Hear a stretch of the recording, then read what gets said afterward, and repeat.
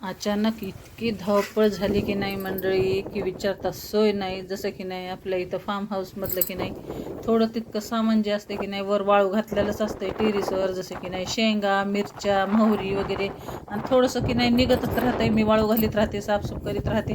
तर तसंच रोजच्या प्रमाणे की नाही आज पण वाळू घातलं होतं. आणि वेदर जे आहे की नाही एकदम असं चेंज झालं ना, जसं की दिवसभर ऊन होतं आणि 10 ते 15 मिनिटातच वेदर इतकं चेंज झालं. तर आकाशची माझी इतकी धावपळ झाली की नाही, की जसं टेरिसवर कपडे होते, सगळं फार्म हाऊसमधलं सामान वगैरे सगळं वाळू घातलं होतं. तर कोणतं की खाली पडलं, कोणतं सांडलं. जशा तुरीच्या शेंगा घातल्या होत्या की नाही त्या पण खाली सांडल्या. आणि इथं की नाही मला की नाही खूप दिवसापासून जे नाही तर ढाळा टाकला होता मी. जसे हरभरे टाकले होते थोडेसे भाजी का आपले हिरव्या भाजीसाठी. तर ती की नाही भाजी खाऊन खाऊन की नाही मग ह्याच्यामध्ये की नाही ढाळा कधी आला आणि काय नाही माझं लक्षच नाही. तर 4-5 दिवसाखाली की नाही जसं ह्याच्यामध्ये करडी पण टाकली होती मी. तर त्या करडीच्या योगानं मला ह्याच्यातला ढाळा आलेला दिसलाच नाही. मी जे ना कालच बघितला तर म्हणलं आता 5 वाजता जाऊन कपडे आणायला गेले तर आणता येईल.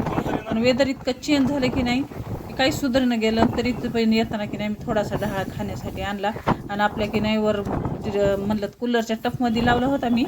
आणि एकड दुक्कड की नाही कोणी रानामध्ये पण पडला होता की हरभरा. तर त्याच्यात इतका छान ढाळा आलता की नाही, खूप असं भरपूर मोठा ढाळा आला होता. आणि त्याला घाटे पण असं भरपूर लागले होते. तर मी गेले होते सगळं सामान वगैरे ठेवायला आकाशात. मी ते येता येता की नाही मी ढाळा बी घेऊन आले. आणि आमच्या इकडं तर असं वेदर झालंय बघा. तुमच्या इकडे पाऊस वगैरे आहे की नाही कमेंटमध्ये नक्की सांगा. आणि चला तुम्हाला दाखवते खाली. तर इतकं ते ग्राउंडमध्ये ते की नाही इतकं आबाळ आले की नाही, झाडं ते पण इतके इतकं सगळं वातावरण चेंज झालंय की नाही भरपूर. चल दाखवते आमच्या ग्राउंडमध्ये पण लेकरं ते कसे खेळायले. तर आणि असं वातावरण चेंज झालं ना की सगळ्यालाच अशी मज्जा वाटते बघा.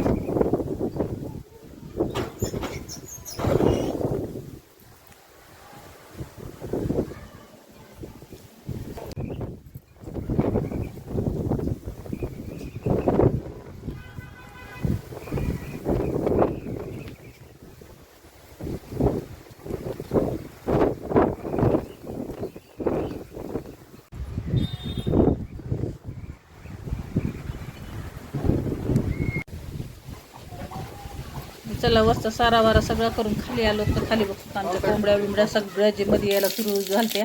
कारण की ना पावसाचे थोडंसं वातावरण दिसलं की लगेच मध्ये येतात. आणि सगळं अंगणातलं सामान पण सगळं जे ना अंगणामध्ये इकडं तिकडं पडलं होतं.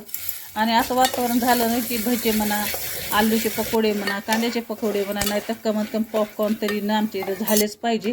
तर त्यांना असल्या वेदरमध्ये गरमागरम खायची खूप सवय.